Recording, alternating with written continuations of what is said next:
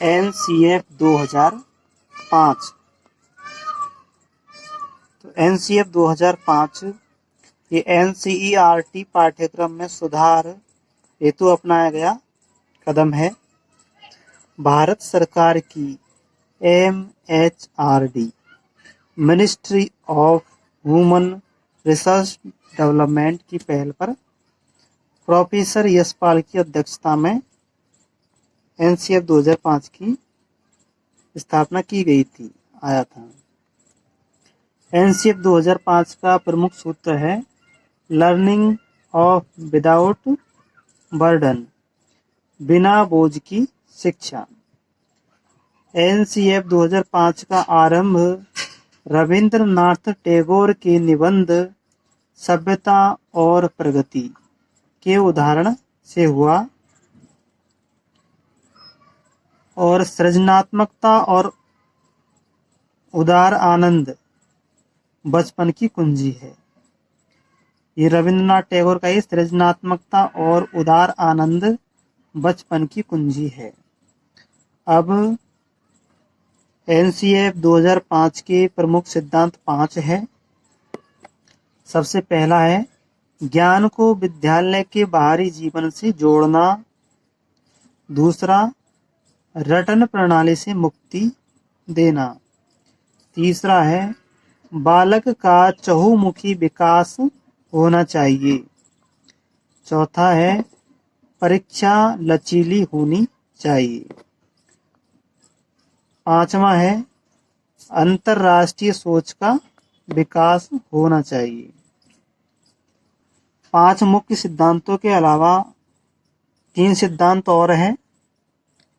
भारतीय संस्कृति का संरक्षण व राष्ट्रीय एकता का विकास करना। दूसरा, अध्यापकों में आत्मविश्वास का विकास करना। और फिर तीसरा है पाठ्यक्रम मातृभाषा में होनी चाहिए। अब NCF 2005 के अनुसार शिक्षक की भूमिका। शिक्षक एक सुविधादाता के रूप में होना चाहिए। कक्ष की शिक्षण क्रिया आधारित होनी चाहिए। कक्ष बहुभाषी होना चाहिए। शिक्षण मातृभाषा में होना चाहिए।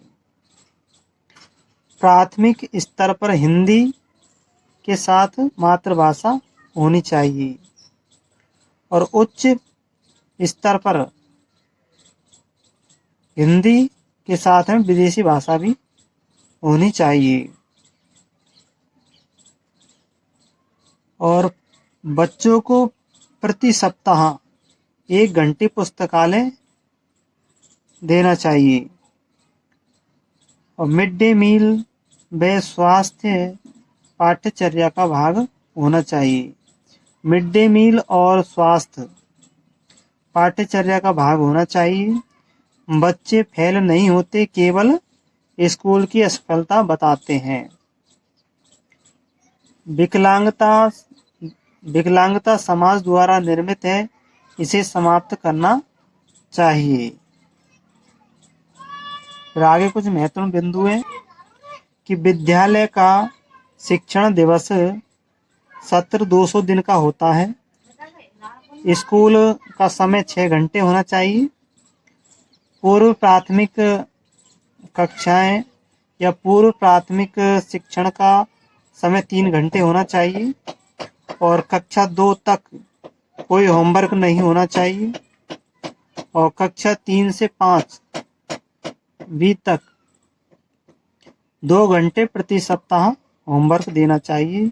और उच्च प्राथमिक में यानी कक्षा 8वीं 6ठी से 8वीं तक 1 घंटा प्रतिदिन होमवर्क देना चाहिए। और 10वीं और 12वीं में 2 घंटे प्रतिदिन होमवर्क देना चाहिए। और 10वीं और 12वीं में परीक्षाएं ऐच्छिक होनी चाहिए। और खुली पुस्तक का सुझाव CCE यानी कि CCE ने दिया था, 1986 में दिया था और 2005 ने भी दिया। CCE को सतत एवं व्यापक मूल्यांकन कहते हैं। शांति शिक्षा को बढ़ावा देने का तात्पर्य है महिलाओं को सम्मान देना। NCF 2005 के अनुसार शिक्षण विधियां 5 है। पहली है करके सीखना, यह विधि किलपैट्रिक ने दी थी। निरीक्षण या अवलोकन वाटसन ने दी। और परीक्षण करके सीखना विलियम वुंट ने दी। और सामूहिक विधि द्वारा सीखना ये JL मोरेनो की है, सामूहिक विधि। और मिश्रित विधि द्वारा सीखना, तो मिश्रित विधि भी इसमें है। तो इसमें 5 शिक्षण विधियां दी हैं, करके सीखना, निरीक्षण, परीक्षण, सामूहिक विधि और मिश्रित विधि। अब शिक्षक के गुण देखते हैं। तो शिक्षक में 2 प्रकार के गुण होने चाहिए। तो शिक्षक में 2 प्रकार के गुण होने चाहिए। एक तो व्यक्तिगत गुण होने चाहिए और विशिष्ट गुण होने चाहिए।